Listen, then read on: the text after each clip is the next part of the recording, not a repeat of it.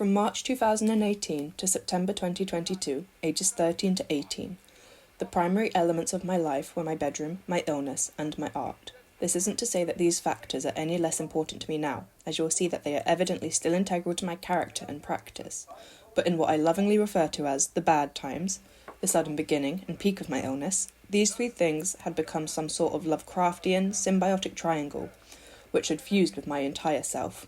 All I was a sick, teenage girl making art in her bedroom. The fusing of these topics allows me to talk about my influences as though they are a collective. Is there a word that encapsulates my disability, my bedroom, and my art? Let's call it sabbatical. I choose this term due to the lack of effect on the outside world, experiencing a disability and creating art whilst being isolated, making art as a cure for this draining boredom instead of for an audience, a sabbatical from the audience. Things that arguably aren't seen as productive or contributory to the world as a whole, only holding inherent meaning to me. My choosing of this word already brings in questions about the undervaluing of art, the guilt of being disabled, and the mythical solitary nature of the bedroom. Not just a place for rest, the bedroom is, quote, a seldom seen aspect of your personality, unquote. Dickinson, 1985, page 7, in her book, The Englishwoman's Bedroom, presenting photographs and interviews with, you guessed it, English women and their bedrooms.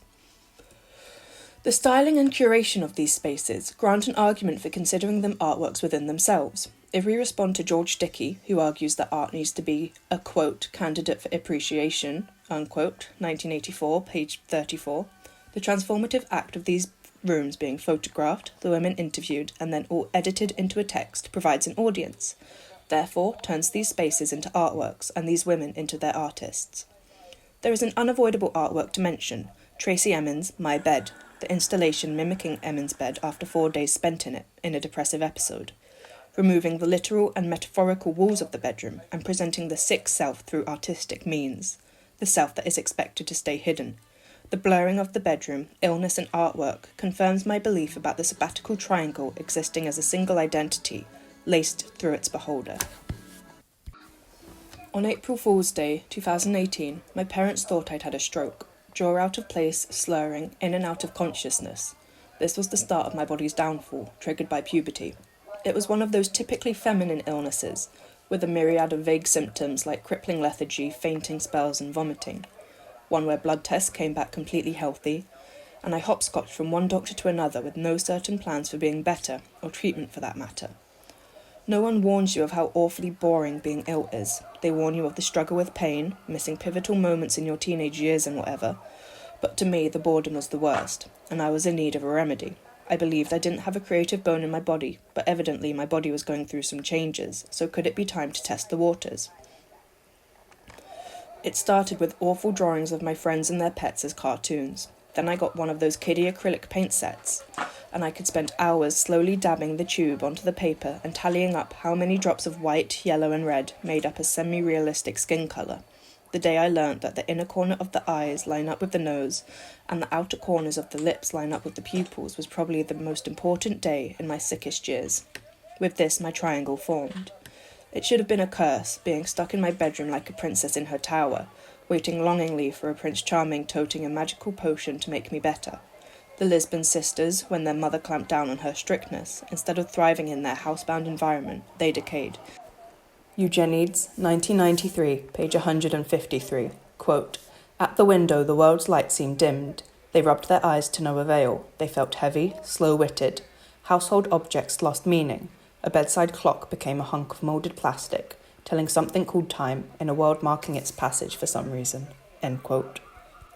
But I really didn't mind. I was an introvert already, and out of my closest 3 friends, 2 were also facing their own illnesses. We joked that there was something radioactive in the water, the final friend making pilgrimages to our houses and hospital rooms, keeping us up to date on what teacher had been accused of being a pedo and who was gossiping about who. So I didn't feel I was missing out socially, and my school had guaranteed me a place at its 6th form due to me being a chronic goody two-shoes, now with added sympathy points. So I was free as my body allowed me to be. Without mooring, my sabbatical from the outside world was in full force, and though my physical form was miserable, my mental health tumultuous, I was somehow, inexplicably, facing a level of fulfillment and happiness I'd never seen before. Quote, "Was this my disease, or was this me?" Unquote. A question asked by Sarah Rudin in reference to her PMS and the perspective it granted her creatively. And it's something I ask myself in relation to my bedroom-bound years, the confusion of being happy whilst I feel I should be discontented at the mildest. Maybe it's something in my disposition. I'd wake up early if I wanted to feel productive, or as late as I could if I was planning on having another good night's sleep as soon as possible. The first thing I see is last night's unfinished work on my desk. Without thought, I'm suddenly an hour into painting or knitting or darning or sketching. I become aware that time exists, and that sends me back to sleep. I repeat this cycle, slightly switching it up. I browse eBay, buy books about art from the 50s with out-of-date information and treat them like gospel, though I happen to know a lot about Mesopotamian art as I fall asleep after the first era. I read more books and let them inform my personality. I try to let them inform my practice, but my skills don't catch up with my thinking. I watch movies that make me feel cool for having watched them, print off posters for films I've only seen reviews for, order bags of broken jewellery, and search through the treasure chests for fake pearls, the smell of metal and metallic iron-laced apple juice and white spirit that I don't know the dangers of permeate my space. As a teenage girl, I had the subconscious habit of imitating the others' personalities, as not to stand out too much. I would notice it on the occasion I'd meet up with a group of friends and start to share the same median intonations and agreeable conversation topics, with tiny differences to differentiate myself. On some level I was aware of it, though hindsight shows me the extreme, triggered by an anxiety disorder, or merely a self-preservation instinct in the Essex secondary school system. I think my alone time was invaluable to discovering my interests in a setting where there was no audience. I fell head over heels for the X-Men, the movies first, then the comics, then the YouTube videos about the movies and comics. There was no need for nitty-gritty backstories on how their powers came to be, like Bruce Wayne's opera night turned orphan life, or Peter Parker's radioactive spider bite. The X-Men are mutants, and mutants are just that. They all have an X gene that tends to show itself at puberty. I don't want to compare this to my own puberty revealing my Ehlers-Danlos gene that had been waiting and hiding until then, but maybe there is a comparison between the X-Men and being disabled, switching between feeling cursed and blessed, some desperate for a cure whilst others are content with just being the way they are.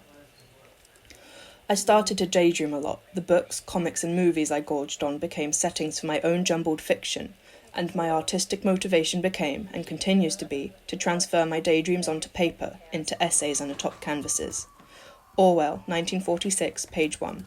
Quote, "I had the lonely child's habit of making up stories and holding conversations with imaginary persons, and I think from the start of my literary ambitions were mixed up with the feeling of being isolated and undervalued. I knew I had a facility with words and a power of facing unpleasant facts, and I felt that this created a sort of private world in which I could get my own back for my failure in everyday life." Unquote. Looking analytically, and in reference to the anatomy of the brain, my delve into my superhero world was undoubtedly reflective of my isolated habitat, but I didn't feel undervalued, and though there was no explicit failure in my everyday life, I was for sure against the grain of what would be considered a productive member of society, and my circumstance and predisposition led me to creating an exciting space for myself. It was a chance to interact with the fantasy world I'd attached myself to. Quote, "Every new experience releases a bolt of dopamine into the frontal lobe." Unquote. Wenck, page 142, 2017. So my imagination was being used to artificially stimulate my dopamine receptors. I could make characters fight villains, form relationships, all composed in these visually interesting thoughts which I had no way of sharing, unless I worked on my drawing skills, and slowly matched the visions in my head to my pages in my sketchbook. My bedroom contained endless material for my brain. It was, and is, not only a space to sleep and work, but a supernatural container where I can conduct my imagination into material output.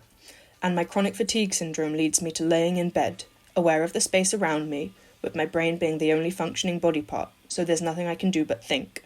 And when I regain my energy, I get the manic ambition to produce all the things I've been dreaming of. I really don't think I'd be an artist if I hadn't grown up a sick girl, so I have no choice to be grateful. There's a guilt I have about not feeling guilty. Disabled people are expected to be miserable in their disabled lives, striving to be normal and productive, but I barely left a trace on the outside world for 5 years, and I wouldn't have wanted to do anything differently. The triangle of my disability, my bedroom and my art continues to be a driving factor that will never leave. and I truly believe that it is the base for my creative self, as the three factors are so intertwined. I had never been an artist without being disabled, and though my improving health has gifted me the opportunities to work in studios, libraries, partake in residencies, and daydream on foot, my bedroom will always be where I fall asleep dreaming of the art I could make, and that's what gets me out of bed.